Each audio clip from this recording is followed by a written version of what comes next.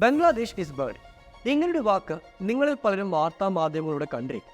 കാരണം കഴിഞ്ഞ ഏതാനും മാസങ്ങളായിട്ട് ശക്തമായ പ്രതിഷേധമായിരുന്നു ബംഗ്ലാദേശിലെ തെരുവുകളിൽ അടങ്ങിയിരിക്കൊണ്ടിരിക്കുന്നത്.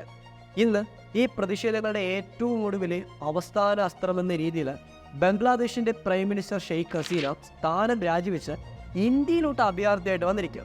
ഒന്ന് ആലോചിച്ച് നോക്കുക, ഒരു രാജ്യത്തിന്റെ പ്രധാനമന്ത്രി ആ രാജ്യത്തെ ജനങ്ങളെ പേടിച്ച് മറ്റൊരു രാജ്യത്തോട്ട് അഭയാർത്ഥിയായിട്ട് പോകുന്നത്. ഈ സിറ്റുവേഷനായിരുന്നു കുറച്ച് വർഷങ്ങൾക്ക് മുമ്പ് ശ്രീലങ്കയിലും അഫ്ഗാനിസ്ഥാനിലും ഉണ്ടായത്. അതേ സെയിം സിറ്റുവേഷൻ എന്ന് ബംഗ്ലാദേശിൽ വന്നിരിക്കുകയാണ്. ബംഗ്ലാദേശിൽ ഒരു സമയത്ത് ഇന്ത്യയെക്കാളും ഫാസ്റ്റസ്റ്റ് ഗ്രോവിംഗ് ആയിരിക്കുന്ന എക്കോണമി എന്ന രീതിയിൽ പലതരത്തിലുള്ള പ്രശംസകൾ നേടിയെടുക്കാനായിട്ട് സാധ്യമായപ്പോൾ ഇന്ന് അതേ ബംഗ്ലാദേശിൽ തന്നെ ശക്തമായ പ്രശ്നത്തിലോട്ട് കൂപ്പുകുത്തിയിരിക്കുക. ഈ പ്രശ്നം ബംഗ്ലാദേശിന് മുഴുവൻ പിടിച്ചു വയ്ക്കാതെ ഇന്ത്യയെ പോലും ബാധിക്കുന്ന കാര്യമായി തീരുമെന്ന് പറയുന്ന അഭിപ്രായങ്ങൾ പോലും ഇന്ന് കേൾക്കാൻ സാധിക്കും. എന്താണ് ബംഗ്ലാദേശിൽ യഥാർത്ഥത്തിൽ സംഭവിക്കുന്നത്? ഈ പ്രശ്നങ്ങൾക്കെല്ലാമുള്ള യഥാർത്ഥ കാരണം എന്താണ്? എങ്ങനെയാണ് ഈ പ്രശ്നം ഇന്ത്യ പോലത്തെ ഒരു പ്രധാനപ്പെട്ട രാജ്യത്തെ ബാധിക്കാൻ പോകുന്നത്? വളരെയധികം വിശദമായിട്ട് ഈ കാര്യങ്ങളെപ്പറ്റിയെല്ലാമുള്ള ഡീറ്റെയിൽ ആയിരിക്കുന്ന അനലൈസിംഗ് ആണ് നമ്മൾ ഈ വീഡിയോ നടത്താൻ പോകുന്നത്.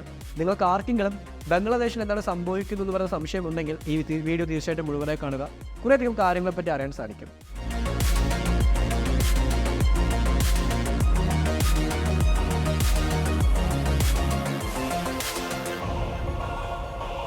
നമുക്കാദ്യം എന്താണ് ഈ പ്രശ്നത്തിന്റെ അടിസ്ഥാന കാരണം എന്നതിനെപ്പറ്റി ഇതിനെ പരിശോധിക്കാം. ബംഗ്ലാദേശ് എന്ന് പറയുന്ന രാജ്യത്തെപ്പറ്റി നമുക്ക് എല്ലാവർക്കും അറിയാവുന്ന കാര്യമാണ്. കാരണം 1971 ഇന്ത്യ പാകിസ്ഥാനെതിരെ യുദ്ധം ചെയ്തുകൊണ്ട് വിമോചിപ്പിച്ച ഒരു രാജ്യമാണ് ബംഗ്ലാദേശ് എന്ന് പറയുന്നത്. അങ്ങനെ രൂപീകൃതമായ ബംഗ്ലാദേശ് ഇന്ത്യയുമായിട്ട് കഴിഞ്ഞ 50 വർഷങ്ങളിൽ ശക്തമായ ബന്ധം സ്ഥാപിച്ചു വന്നിരിക്കുന്നു പറയുന്ന കാര്യത്തെപ്പറ്റിയും നമുക്ക് മനസ്സിലാക്കാൻ സാധിക്കും. പക്ഷേ ഇവിടെയുള്ള ഏറ്റവും പ്രധാനപ്പെട്ട ഒരു വെല്ലുവിളി എന്ന് പറയുന്നത് ബംഗ്ലാദേശിലെ മാറി മാറി ഭരണത്തിലോട്ട് വന്നിരുന്ന ചില പ്രധാനപ്പെട്ട പൊളിറ്റിക്കൽ പാർട്ടീസാണ്. ബംഗ്ലാദേശിൽ 3 പ്രധാനപ്പെട്ട പൊളിറ്റിക്കൽ പാർട്ടീസ് ഉണ്ടെന്ന് കണ്ടെത്താൻ സാധിക്കും. അതിൽ ഒന്നാമത്തെ ഏറ്റവും പവർഫുൾ ആയിരിക്കുന്ന പാർട്ടി എന്ന് വിശേഷിപ്പിക്കുന്ന ഷെയ്ഖ് ഹസീന എന്ന് പറയുന്ന അവരുടെ പ്രധാനമന്ത്രിയുടെ നേതൃത്വത്തിലുള്ള പാർട്ടിയാണ് ബംഗ്ലാദേശ് അവാമി പാർട്ടി എന്ന് പറയുന്നത്. ഈ അവാമി പാർട്ടി അല്ലെങ്കിൽ അവാമി ലീഗ് എന്ന് പറയുന്നത് ബംഗ്ലാദേശിന്റെ വിമോചന സമയം മുതൽ ഏറ്റവും കൂടുതൽ പ്രശസ്തമായ പേരാണ്. എങ്ങനെയാണ് കോൺഗ്രസ് ഇന്ത്യയിലെ സ്വാതന്ത്ര്യ സമര സമയങ്ങളിൽ ഏറ്റവും പ്രധാനപ്പെട്ട ഒരു പൊളിറ്റിക്കൽ പാർട്ടിയായിട്ട് എമർജ് ചെയ്തു, അതുപോലെ തന്നെയാണ് ഈ അവാമി ലീഗ് എന്ന് പറയുന്നത് ബംഗ്ലാദേശിലെ ഒരു സ്ട്രോങ്ങസ്റ്റ് പാർട്ടിയായിട്ട് കരുതുന്നത്. ഇതേ സമയത്ത് തന്നെ ബംഗ്ലാദേശിന്റെ ഓപ്പോസിഷനുള്ള ശക്തമായ 2 പ്രധാനപ്പെട്ട പാർട്ടികളൊന്നാണ് BNP എന്ന് പറയുന്ന ബംഗ്ലാദേശ് നാഷണലിസ്റ്റ് പാർട്ടി എന്ന് പറയുന്നത്. രണ്ടാമത്തെ പാർട്ടി ബംഗ്ലാദേശിലെ ജമാഅത്തെ ഇസ്ലാം എന്ന് പറയുന്ന പാർട്ടിയാണ്. ഈ ജമാഅത്തെ ഇസ്ലാമും അതുപോലെ BNPയും ചില തെരഞ്ഞെടുപ്പുകളിൽ ഒരുമിച്ച് ചേർന്നുകൊണ്ട് ഈ അവാമി പാർട്ടിയെ തോൽപ്പിക്കാനായിട്ട് ശ്രമങ്ങൾ നടത്തിയിട്ടുണ്ട്. പക്ഷേ ബംഗ്ലാദേശിൽ ഈ കഴിഞ്ഞ 17 വർഷമായിട്ട് ഒരേപോലെ ഭരിച്ചുകൊണ്ടിരിക്കുന്ന ഒരു പ്രധാനപ്പെട്ട പാർട്ടിയാണ് ഈ അവാമി പാർട്ടി എന്ന് പറയുന്നത്. ആ പാർട്ടിയുടെ ഭരണതലപ്പത്തിരിക്കുന്നത് ബംഗ്ലാദേശിന്റെ സ്ഥാപകനായിട്ട് വിശേഷിപ്പിക്കപ്പെടുന്ന ഷെയ്ഖ് മുജീബ് റഹ്മാന്റെ മകളാണ്. സോ ഒരു കുടുംബത്തിന്റെ കൺട്രോളുള്ള ഒരു പ്രധാനപ്പെട്ട പാർട്ടിയായിട്ടും ഈ അവാമി പാർട്ടിയെ വിശേഷിപ്പിക്കാൻ സാധിക്കും. ഇങ്ങനെ ഇരിക്കുന്ന അവാമി പാർട്ടി കഴിഞ്ഞ കുറച്ച് വർഷങ്ങളായിട്ട് തന്നെ കാര്യമായ വെല്ലുവിളികൾ നേരിടുന്നത്. കാരണം കഴിഞ്ഞ 17 വർഷമായിട്ട് 2009 ശേഷം ഷെയ്ഖ് ഹസീനയാണ് കണ്ടിന്യൂസ് ആയിട്ട് ബംഗ്ലാദേശിൽ ഭരിച്ചുകൊണ്ടിരിക്കുന്നത്. അതുകൊണ്ട് തന്നെ ജനങ്ങൾക്കകത്ത് ബംഗ്ലാദേശിൽ ഒരു ഡിക്റ്റേറ്റർഷിപ്പ് സ്ഥാപിതമായോ എന്ന് പറയുന്ന ആശങ്ക ജനിച്ചത് കാണാൻ സാധിക്കും. അതായത് ബംഗ്ലാദേശ് മുഴുവനായിട്ടും സ്വേച്ഛാധിപത്യ ഭരണ രീതിയിലോട്ട് മാറിക്കൊണ്ടിരിക്കുകയാണ്. ഒരേ ഒരു പൊളിറ്റിക്കൽ ലീഡർ മാത്രം ഒരേപോലെ ഭരിച്ചുകൊണ്ടിരിക്കുന്നു. ബാക്കിയുള്ള പൊളിറ്റിക്കൽ പാർട്ടികൾക്ക് ഒരു തരത്തിലുള്ള വോട്ട് ലഭിക്കുന്നില്ല. ഈവൻ എലക്ഷൻസ് പോലും അട്ടിമറിക്കപ്പെട്ടിരിക്കുകയാണെന്ന തരത്തിലുള്ള വാദങ്ങൾ ഉന്നയിക്കപ്പെടാൻ തുടങ്ങിയിരുന്നു. ഏറ്റവും കൂടുതൽ 2024 ബംഗ്ലാദേശിൽ നടന്ന പൊതു തെരഞ്ഞെടുപ്പ് അവിടുത്തെ ഓപ്പോസിഷൻസ് ആയിരിക്കുന്ന പാർട്ടികൾ, ഞാൻ ഈ സൂചിപ്പിച്ച BNP അതുപോലെ ജമാഅത്തെ ഇസ്ലാം എന്നൊക്കെ പറയുന്ന പാർട്ടികൾ പൂർണ്ണമായിട്ടും അവർ ബോയ്ക്കോട്ട് ചെയ്യുകയും അങ്ങനെ ഇലക്ഷനിൽ ഷെയ്ഖ് ഹസീന വീണ്ടും വിജയമായിട്ട് മാറുകയും ചെയ്തിരുന്നു. സോ ഷെയ്ഖ് ഹസീനയാണ് ഇപ്പോഴും ബംഗ്ലാദേശിന്റെ ഗവൺമെന്റിനെ റൺ ചെയ്തുകൊണ്ടിരുന്നത്. പക്ഷേ 2024 ജൂൺ ആയപ്പോഴേക്കും ഈ പ്രശ്നങ്ങളെല്ലാം തന്നെ ഏറ്റവും ശക്തമായിട്ട് മാറാനുള്ള മറ്റൊരു പ്രധാനപ്പെട്ട പ്രശ്നം ഇവിടെ സ്ഥാപിതമായെന്ന് പറയാൻ സാധിക്കും. അതായത് ജനങ്ങൾക്കകത്ത് തന്നെ ഇപ്പോഴത്തെ ഭരണകൂടത്തിനെതിരെ ശക്തമായ പ്രതിഷേധമുണ്ട്. ഈ ഏറ്റവും പ്രധാനപ്പെട്ട ഇഷ്യൂ ആയിട്ട് ഇപ്പോൾ കരുതപ്പെടുന്നത് ബംഗ്ലാദേശിൽ കാര്യമായിട്ടുള്ള എക്കോണമിക്കൽ ഗ്രോത്ത് സംഭവിക്കുന്നുണ്ടെങ്കിലും ഇതൊന്നും സാധാരണക്കാരായ അതായത് താഴെത്തട്ടിലുള്ള ജനങ്ങൾക്ക് റിഫ്ലക്ട് ചെയ്യുന്നില്ല എന്ന് പറയുന്നതാണ്. സാധാരണക്കാർ വീണ്ടും ദരിദ്രരായി തന്നെ തുടരുന്നു. അവർക്ക് ഒരു തരത്തിലുള്ള പുരോഗമനം സംഭവിക്കുന്നില്ല എന്ന് പറയുന്നൊരു പ്രതിഷേധം ബംഗ്ലാദേശിലെ ജനങ്ങൾക്കിടയിൽ ശക്തമായി മാറിക്കൊണ്ടിരിക്കുകയാണ്. ഈ സമയത്തായിരുന്നു ബംഗ്ലാദേശിലെ സ്റ്റുഡൻസ് വിദ്യാർത്ഥികൾ ഒരു പ്രധാനപ്പെട്ട കാര്യത്തിന്റെ പേരിൽ സമരം ചെയ്യാൻ തുടങ്ങിയത്. ഈ ഒരു കാര്യത്തെപ്പറ്റി മനസ്സിലാക്കണമെങ്കിൽ കുറച്ച് വർഷം മുമ്പത്തെ ബംഗ്ലാദേശിന്റെ ചരിത്രത്തിലെ ഒരു പ്രധാനപ്പെട്ട നിർണായകമായ തീരുമാനത്തെപ്പറ്റി പറയണത്. ബംഗ്ലാദേശിൽ നമ്മുടെ നാട്ടിലെ പോലെ തന്നെ സർക്കാർ തലങ്ങളിൽ ജോലി ചെയ്യാനുള്ള ഒരു ഓപ്പർച്യൂണിറ്റി ഉണ്ട്. സോ സർക്കാർ മേഖലയിൽ ജോലി ചെയ്യണമെങ്കിൽ, അതായത് ഈ പബ്ലിക് സെക്ടറിൽ ജോലി ചെയ്യണമെങ്കിലും അതോടൊപ്പം തന്നെ പ്രൈവറ്റ് സെക്ടറിൽ ജോലി ചെയ്യണമെങ്കിലും പലതരത്തിലുള്ള എക്സാംസും നമ്മുടെ നാട്ടിലുള്ള പോലെ തന്നെ അവിടെയും മറികടക്കേണ്ടതുണ്ട്. ഈ തൊഴിൽ മേഖലകളിൽ ഒരു പ്രധാനപ്പെട്ട സംവരണം 1972 ഷെയ്ഖ് ഹസീനയുടെ പിതാവായിരിക്കുന്ന മുജീബുർ റഹ്മാൻ ഇൻട്രൊഡ്യൂസ് ചെയ്തിരുന്നു. ആ സംവരണം എന്ന് പറയുന്നത് ബംഗ്ലാദേശിന്റെ വിമോചന യുദ്ധ സമയത്ത് അന്ന് പാകിസ്ഥാനെതിരെ പോരാടിയ അവരുടെ സ്വതന്ത്ര സമര സേനാനികളും അവരുടെ പ്രധാനപ്പെട്ട ആ സമയത്തെ പ്രതിഷേധങ്ങളിൽ പങ്കെടുത്തിരിക്കുന്ന ആൾക്കാരുടെയും കുടുംബത്തിലുള്ള അംഗങ്ങൾക്ക് 30% സംവരണം നൽകുക, ഈ ജോലികൾക്കുള്ള സംവരണം നൽകുക എന്ന് പറയുന്നൊരു കാര്യമായിരുന്നു ഗവൺമെന്റ് അന്ന് പ്രഖ്യാപിച്ചത്. 1972 നടപ്പാക്കിയ ഈ ഒരു തീരുമാനം പിന്നീട് 2018 വരെ തുടർന്നു എന്ന് കാണാൻ സാധിക്കും. 2018 ഇതേപോലെ ശക്തമായ പ്രതിഷേധം ജനങ്ങൾ ഉന്നയിച്ചുകൊണ്ട് ഈ നിയമം അത് പൂർണ്ണമായിട്ടും ഇല്ലാതാക്കിയിട്ട് എല്ലാവർക്കും മെറിറ്റ് ബേസിസ് ആയിട്ട് നിങ്ങൾക്ക് എന്ത് ക്വാളിഫിക്കേഷൻ ഉള്ളത്, നിങ്ങളുടെ എഡ്യൂക്കേഷൻ എന്താണോ, ഇതിനെല്ലാം പരിഗണിച്ചുകൊണ്ട് മെറിറ്റ് ബേസ് ചെയ്തിട്ടുള്ള ഒരു അഡ്മിഷൻ നൽകുന്ന രീതിയിലുള്ള ക്രൈറ്റീരിയ ആക്കിയിട്ട് മാറ്റിയിരുന്നു. പക്ഷേ അവിടെയായിരുന്നു 2018 അപ്രതീക്ഷിതമായിരിക്കുന്ന ഒരു ട്വിസ്റ്റ് സംഭവിച്ചത്. 2018 ഷെയ്ഖ് ഹസീന തന്നെയായിരുന്നു ഈ മുഴുവൻ ഈ സംവരണത്തെയും എടുത്തു കളയാമെന്ന് പറഞ്ഞ തീരുമാനമെടുത്തത്. ആ സമയം വരെ 1972 മുതൽ 2018 വരെ ജനങ്ങൾ ഈ ഒരു നിയമത്തിനെതിരെ ശക്തമായിട്ട് പ്രതിഷേധിക്കാനുള്ള പ്രധാനപ്പെട്ട കാരണം ഇത് വർഷങ്ങൾ കഴിഞ്ഞിട്ടും ആ കുടുംബങ്ങൾക്ക്, അതായത് ഈ സ്വാതന്ത്ര്യ സമരത്തിൽ പങ്കെടുത്തു എന്ന് പറയുന്ന ആൾക്കാരുടെ 3ാം തലമുറ അംഗങ്ങൾക്ക് പോലും ഈ സംവരണത്തിന്റെ ആനുകൂല്യം ലഭിക്കുന്നു. അപ്പോൾ ഞങ്ങൾക്കൊന്നും മെറിറ്റ് ബേസിസിലായിട്ട് ഒരു യോഗ്യതയുമില്ലാതെ പോകുന്നു പറഞ്ഞുകൊണ്ട് ജനങ്ങൾ പ്രതിഷേധിക്കാൻ തുടങ്ങിയത് കാണാൻ സാധിക്കും. ഈ പ്രതിഷേധത്തിന്റെ അവസാനം 2018 ഞാൻ പറഞ്ഞ പോലെ തന്നെ ഈ നിയമം പൂർണ്ണമായിട്ട് എടുത്തു കളഞ്ഞെങ്കിലും 2024 ജൂൺ മാസം ബംഗ്ലാദേശിലെ ഒരു ഹൈക്കോടതിയിൽ ഈ കുടുംബാംഗങ്ങൾ, അതായത് ഈ സ്വാതന്ത്ര്യ സമരത്തിലൊക്കെ പങ്കെടുത്തിരിക്കുന്ന വ്യക്തികളുടെ കുടുംബാംഗങ്ങൾ നൽകിയ ഹർജിയുടെ പേരിൽ ഒരു കേസ് എത്തപ്പെടുകയാണ്. ആ ഹർജിയിൽ ഹൈക്കോടതി നടപ്പാക്കിയ വിധി പ്രഖ്യാപനമായിരുന്നു ഈ 30% പകരം 56% സംവരണം പ്രൈവറ്റ് സെക്ടറിലും പബ്ലിക് സെക്ടറിലും ഈ സ്വാതന്ത്ര്യ സമരത്തിലൊക്കെ പങ്കെടുത്തിരിക്കുന്ന വ്യക്തികളുടെ കുടുംബങ്ങൾക്ക് നൽകണമെന്ന് പറയാം.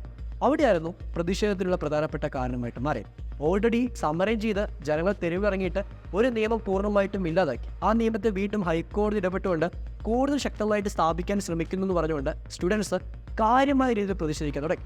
ഈ സമയങ്ങളെല്ലാം ഏറ്റവും പ്രധാനമായിട്ട് ഷെയ്ഖ് ഹസീനയുടെ പാർട്ടിക്ക് നേരെയും അവരുടെ പേരുമായിട്ട് ഉന്നയിക്കപ്പെട്ട ഒരു പ്രധാനപ്പെട്ട ആരോപണമായിരുന്നു ഈ നിയമം ഇത് പ്രാബല്യത്തിൽ കൊണ്ടുവന്നതും ഇത് നടപ്പാക്കുന്നതിനുള്ള പ്രധാനപ്പെട്ട ഉദ്ദേശം എന്ന് പറയുന്നത് അവാമി ലീഗ് എന്ന് പറയുന്ന ഷെയ്ഖ് ഹസീനയുടെ പാർട്ടിയുടെ അംഗങ്ങൾക്ക് ബെനിഫിറ്റ് ലഭിക്കുന്ന രീതിയിൽ മാറ്റാൻ വേണ്ടിയാണ്. കാരണം ഈ അംഗങ്ങളിൽ ബഹുഭൂരിപക്ഷം ആൾക്കാരും അവരുടെ കുടുംബങ്ങളും സ്വാതന്ത്ര്യ സമരത്തിൽ പങ്കെടുത്തു എന്ന് പറയുന്ന ഒരു പേര് ഉന്നയിച്ചുകൊണ്ട് അവർക്ക് ആനുകൂല്യം സ്വന്തമാക്കാൻ സാധിക്കുന്നുവെന്നും അതുകൊണ്ട് ഇത് പാർട്ടി തരത്തിലുള്ള ഒരു കൈയിട്ട് വാരലായിട്ട് മാറുന്നു പറയുന്ന അഭിപ്രായങ്ങളും അന്ന് കേൾക്കാൻ സാധിക്കും. ആ അഭിപ്രായം തന്നെയായിരുന്നു ശക്തമായിട്ട് 2018 ഈ നിയമം എടുത്തു കളയാനുള്ള ഒരു കാരണമായിട്ട് ഷെയ്ഖ് ഹസീനയുടെ മുമ്പിൽ എത്തപ്പെടുകയും ചെയ്തത്. അങ്ങനെ 2018 എടുത്ത നിയമം വീണ്ടും പ്രാബല്യത്തിൽ വന്നപ്പോൾ ജനങ്ങൾ 2024 ജൂൺ മാസം വ്യാപകമായ പ്രതിഷേധം നടക്കാൻ തുടങ്ങി. ഈ പ്രതിഷേധങ്ങൾക്ക് സ്റ്റുഡൻസ് ആയിരുന്നു നേതൃത്വം നൽകിയത്. അവസാനം ഈ പ്രതിഷേധം രൂക്ഷമായി മാറിയപ്പോൾ ഷെയ്ഖ് ഹസീന സ്വന്തം ആർമിയും പോലീസിനെയും ഉപയോഗിച്ചുകൊണ്ട് പ്രതിഷേധക്കാരെ അടിച്ചമർത്താനായിട്ട് വ്യാപകമായ തോതിൽ അവരെ ആക്രമിക്കുകയും 100-ലധികം പേർ കൊല്ലപ്പെടുകയും ചെയ്ത് ഒരു പ്രധാനപ്പെട്ട സെൻസിറ്റീവ് ഇഷ്യൂ ആയിട്ട് ബംഗ്ലാദേശിൽ മാറി. ഈ ഇഷ്യൂ ആയിരുന്നു ഇന്ന് കാണുന്ന പ്രശ്നങ്ങൾക്കുള്ള പ്രധാനപ്പെട്ട കാരണമായിട്ട് മാറിയത്. ഏറ്റവും കൂടുതൽ 2024 ജൂലൈ മാസം ഈ മുഴുവൻ പ്രശ്നത്തിൻ്റെ ഈ ഹൈക്കോടതിയിൽ വന്ന വിധിയെ പൂർണ്ണമായിട്ടും റദ്ദാക്കിക്കൊണ്ട് സുപ്രീം കോടതിയുടെ ഭാഗത്തുനിന്ന് വിധി പ്രഖ്യാപനം വന്നെങ്കിലും ഈ സംവരണത്തിൻ്റെ മുഴുവൻ ആനുകൂല്യം എടുത്തു കളയാനായിട്ടും 93% മെറിറ്റ് ബേസിസിൽ മാത്രമേ സംവരണം നൽകാൻ പാടുള്ളൂ എന്നും ബാക്കിയുള്ള 7% മാത്രമായിരിക്കണം ഈ പറഞ്ഞിരിക്കുന്ന രീതിയിലുള്ള ആനുകൂല്യമായിട്ട് നൽകാൻ പാടുള്ളൂ എന്ന് പറഞ്ഞ പ്രഖ്യാപനമായിരുന്നു സുപ്രീം കോടതി നടപ്പാക്കി. സുപ്രീം കോടതിയുടെ വിധി വന്നപ്പോൾ ഇത് പ്രശ്നം അവസാനിച്ചു എന്നായിരുന്നു എല്ലാവരും കരുതുന്നത്. പക്ഷേ 100-ലധികം വിദ്യാർത്ഥികൾ ആദ്യഘട്ടങ്ങളിൽ പ്രതിഷേധം നടപ്പാക്കിയപ്പോൾ അവരെ കൊല്ലപ്പെട്ടിരുന്നു. ഈ പ്രതിഷേധക്കാരെ കൊലപ്പെടുത്തിയത് ഷെയ്ഖ് ഹസീന മനഃപൂർവ്വമാണെന്നും അവരുടെ പാർട്ടിയെ സേഫ് ചെയ്യാനായിട്ട് അവർ ഒരു ഏകാധിപതിയായിട്ട് മാറാൻ ശ്രമിച്ചതായിരുന്ന തരത്തിലുള്ള പ്രതിഷേധമായിട്ട് ഇത് പിന്നീട് മാറപ്പെടുകയും ചെയ്തു. അങ്ങനെ 2024 ജൂലൈ മാസം ഷെയ്ഖ് ഹസീന രാജിവെച്ച് പോകണമെന്ന് പറയുന്ന പ്രഖ്യാപനം നടപ്പാക്കിക്കൊണ്ട് ജനങ്ങൾ ലോങ് മാർച്ച് ടു ധാക്ക എന്ന പേരിൽ ഒരു പ്രധാനപ്പെട്ട പ്രതിഷേധം ഉന്നയിക്കാൻ തുടങ്ങി. ഇത് അവസാനം ഒരു നിസ്താരണ പ്രതിഷേധമാക്കിയിട്ട് മാറ്റാൻ തുടങ്ങിയിട്ടുണ്ടായിരുന്നു. അതായത് പല മേഖലകളിലും വിദ്യാർത്ഥികൾ സഹകരിക്കാതിരിക്കുക, ജനങ്ങളുടെ സ്വസ്ഥമായ ജീവിതത്തെ പോലും ബാധിക്കുന്ന ഒരു ഇഷ്യൂ ആയിട്ട് ഇത് മാറ്റപ്പെടുക, അങ്ങനെ ഗവൺമെന്റിന് ഫംഗ്ഷൻ ചെയ്യാൻ പറ്റാത്ത രീതിയിൽ പോലും ഈ പ്രതിഷേധം ശക്തമായിട്ട് മാറാൻ തുടങ്ങി. അവസാനം ഈ പ്രതിഷേധം ധാക്കയിലോട്ട് ബംഗ്ലാദേശിന്റെ ക്യാപിറ്റൽ സിറ്റിയിലോട്ട് എത്തുകയും അങ്ങനെ ബംഗ്ലാദേശിൽ ഷെയ്ഖ് ഹസീനയുടെ വസതിക്ക് മുമ്പിൽ എത്തുകയും ചെയ്തപ്പോൾ ആർമി ഇടപെടുകയും ആർമി ഷെയ്ഖ് ഹസീനയുടെ കയ്യിൽ നിന്ന് രാജി ആവശ്യപ്പെടുകയും ചെയ്തുവെന്നാണ് ഇതിനോടകം മനസ്സിലാക്കാൻ സാധിക്കും. അങ്ങനെ രാജിവെച്ച് ഷെയ്ഖ് ഹസീന അവരുടെ രാജ്യപ്രഖ്യാപനമോ അല്ലെങ്കിൽ ജനങ്ങളെ അഭിസംബോധന ചെയ്യുകയോ ഒന്നും ചെയ്യാതെ ധൃതിയിൽ അവരുടെ ജീവൻ രക്ഷപ്പെടുത്താനായിട്ട് ഇന്ത്യയിലോട്ട് അഭയാർത്ഥിയായിട്ട് വന്നിരിക്കുകയാണെന്ന് പറയുന്ന വാർത്തകളാണ് ഇന്ന് പുറത്തുകൊണ്ടിരിക്കുന്നത്. ഇവിടെ നിങ്ങൾക്ക് തോന്നിയേക്കാം ഞാൻ ഈ പറഞ്ഞ കാര്യങ്ങളെല്ലാം പറയുമ്പോൾ ഇവിടെ ഇങ്ങനെയാണ് ഇന്ത്യക്ക് പ്രശ്നമായിട്ട് മാറുന്നത്. ഇന്ത്യ അഭയം നൽകിയിട്ടല്ലേ ഉള്ളൂ, അതുകൊണ്ടൊരു പ്രശ്നമായിട്ട് മാറുമെന്ന് നിങ്ങൾക്ക് തോന്നിയേക്കാം. അവിടെയാണ് ഈ ഇൻ്റർനാഷണൽ പൊളിറ്റിക്സും പ്ലസ് നെയ്ബറിംഗ് പൊളിറ്റിക്സ് എന്ന് പറയുന്ന കാര്യത്തിൽ ഒരു പ്രധാനപ്പെട്ട പങ്ക് വഹിക്കുന്ന കാര്യത്തെപ്പറ്റി നിങ്ങൾ അറിയണം. ഇന്ത്യയുടെ അയൽ രാജ്യങ്ങളിലെല്ലാം കാര്യമായ പ്രശ്നങ്ങളും ഇന്ത്യക്കെതിരെ തീരുന്ന പല സിറ്റുവേഷനുമാണ് ഇപ്പോൾ വന്നുകൊണ്ടിരിക്കുന്നത്. ശ്രീലങ്ക എടുക്കുകയാണെങ്കിൽ അവിടെയും ഇതേപോലെ സിമിലർ ആയിരിക്കുന്ന പ്രതിഷേധം ഉണ്ടായത് കാണാൻ സാധിക്കും. ആ പ്രതിഷേധത്തിനിടയിൽ അവിടുത്തെ മുഴുവൻ സർക്കാർ ഭരണകൂടവും ഇല്ലാതാവുകയും അവസാനം ജനങ്ങൾ കടുത്ത പട്ടിണിയിലോട്ട് കൂപ്പുകുത്തുകയും ചെയ്തിരുന്നു. പാകിസ്ഥാനിലെ സെയിം സിറ്റുവേഷനാണ്. എന്നാൽ പോലും പാകിസ്ഥാൻ ഇന്ത്യക്കെതിരെ പ്രശ്നമുണ്ടാക്കാൻ ശ്രമിക്കുന്നത് കാണാൻ സാധിക്കും. ചൈനയാണെങ്കിൽ ഇന്ത്യയുമായുള്ള അതിർത്തിയിലെ തർക്കം ഇപ്പോഴും പരിഹരിച്ചിട്ടില്ല. ഇന്ത്യക്കെതിരായിട്ട് ഏത് സമയത്തും പ്രശ്നം ക്രിയേറ്റ് ചെയ്യാനായിട്ട് പല നെയ്ബറിംഗ് കൺട്രീസിനെ ഉപയോഗിക്കാനായിട്ട് ശ്രമിക്കുന്ന രാജ്യവുമാണ് ചൈന എന്ന് പറയുന്നത്. മ്യാൻമാറിൽ പട്ടാള ഭരണം, അവിടെ നടക്കുന്ന രൂക്ഷമായ സിവിൽ വാർ ഇതൊരു പ്രധാനപ്പെട്ട പ്രശ്നമാണ്. ഏറ്റവും കൂടുതൽ ബംഗ്ലാദേശിലും ഈ പ്രശ്നം എത്തിയിരിക്കുകയാണ്. ബംഗ്ലാദേശ് ഇന്ത്യയുടെ ഒരു പ്രധാനപ്പെട്ട പാർട്ണറാണ്. മാത്രമല്ല ഷെയ്ഖ് ഹസീന കഴിഞ്ഞ 17 വർഷമായിട്ട് അവർ തന്നെ ഭരണത്തിലുള്ളതുകൊണ്ട് ഇന്ത്യയുമായിട്ട് വളരെയധികം സ്ട്രോങ് റിലേഷൻഷിപ്പ് സ്ഥാപിക്കാനായിട്ട് അവർക്ക് സാധ്യമായിട്ടുണ്ടായിരുന്നു.